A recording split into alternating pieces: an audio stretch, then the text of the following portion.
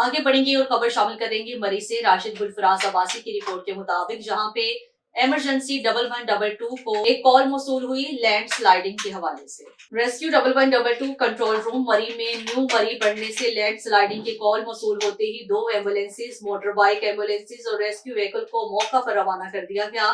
साथ ही disaster response force को भी रवाना कर दिया गया। इब्तदाई मालूमात के मुताबिक 5 घर मुकम्मल तौर पर तबाह हो गए हैं, जबकि 2 घर जज्वी तौर पर मुतासिर हुए हैं। स्लाइड के पेश नजर घरों को पहले ही खाली करवा लिया गया था। मुकामी लोगों के मुताबिक घरों में कोई भी फर्द मौजूद नहीं था। ज़रा इंतजामिया, district emergency officer, coordinator, PDMA, highway machinery और ट्रैफिक पुलिस मौका पर मौजूद थे।